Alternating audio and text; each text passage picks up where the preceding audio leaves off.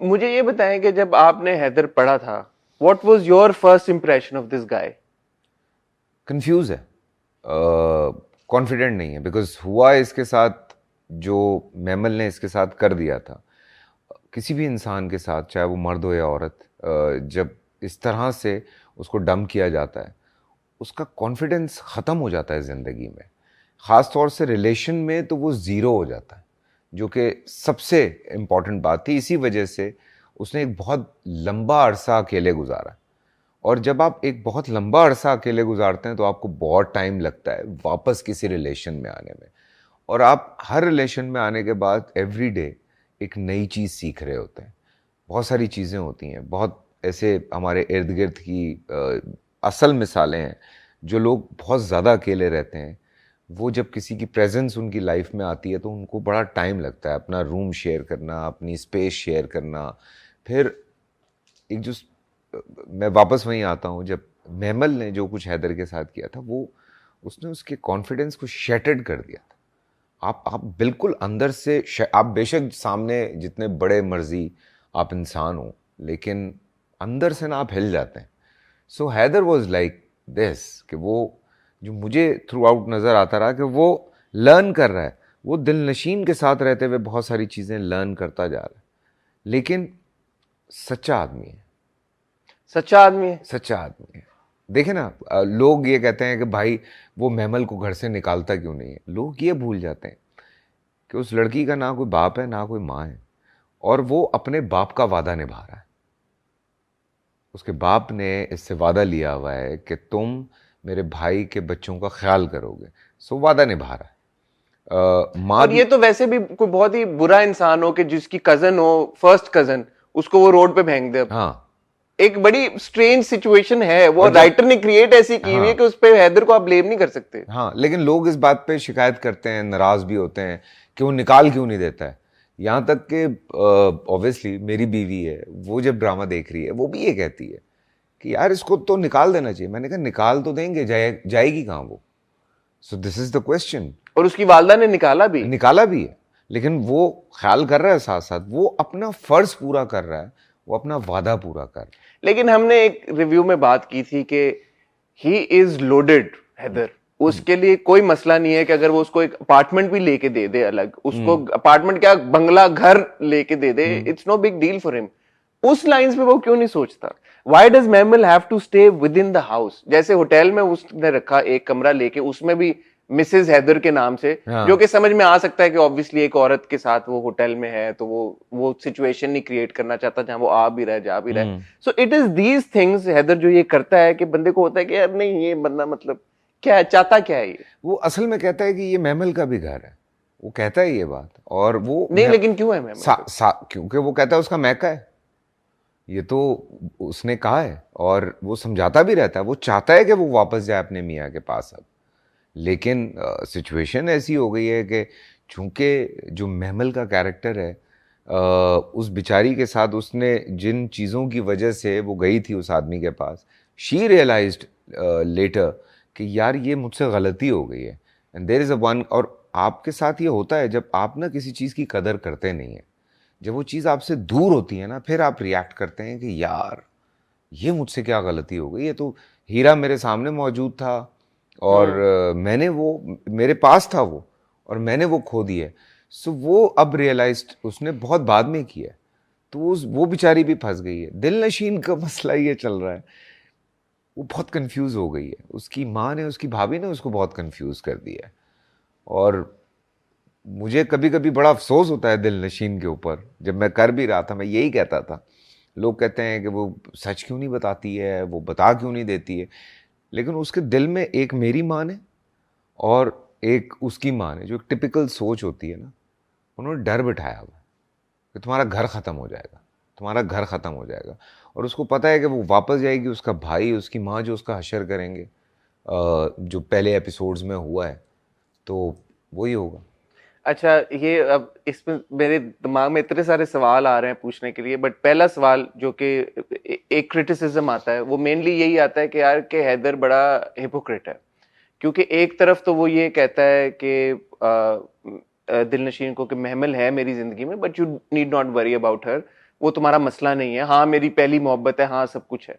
On the other hand he also says कि यार कि मुझे ये तुमसे शादी इसीलिए की थी क्योंकि मुझे यकीन था कि तुम्हारा कोई पास्ट नहीं होगा। सो ये जो डबल स्टैंडर्ड्स है हैदर के, why did he feel the need to even bring this up and say to Dilnasheen के यार कि तुम्हारा पास्ट नहीं होगा। फिर उसने महमल को एक कॉन्वर्सेशन में बोला कि मैं ऐसा मर्द नहीं हूं कि जो अपनी बीवी के माजी के की वजह से उसको सामने ला खड़ा करूं और उसको उस पर जज करूं। सो ये जो कंफ्यूजन है हैदर की, इसके बाद ये डेलिब्रेट है या ये राइटिंग में फ्लॉ है या ये क्या है? नहीं नहीं, फ्लॉ नहीं है। देखो मैंने अभी कहा था कि वो साथ साथ लर्न कर रहा है वो भी चीज़ों को। उसने लास्ट एपिसोड में उसने दिलनशीन को भी कहा कि मुझे बता दो क्या सच है, वो दफन हो जाएगा मेरे अंदर, इसके बाद इस बारे में बात भी नहीं होगी।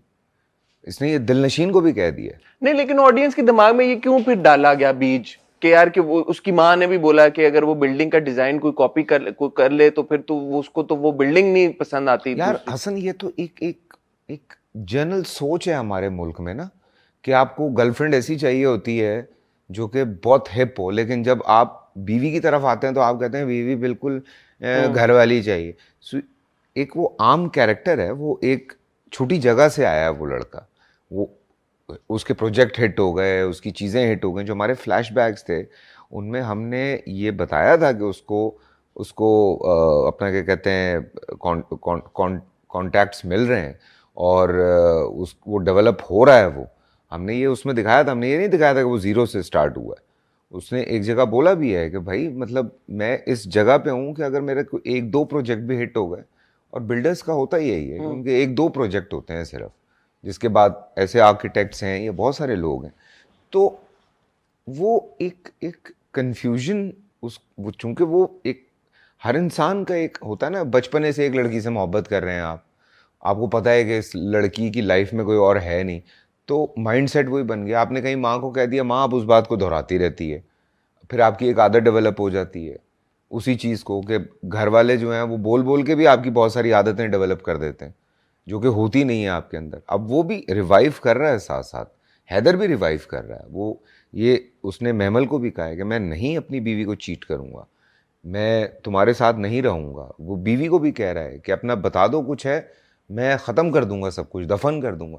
सो वो भी लर्न कर रहा है साथ साथ, लेकिन यह है कि वो बीवी को चीट नहीं कर रहा है, जिसे हम कहते हैं जो हमारे। मैं इस बात पे आपके साथ हूँ, उसने बीवी को चीट नहीं किया। I agree with you.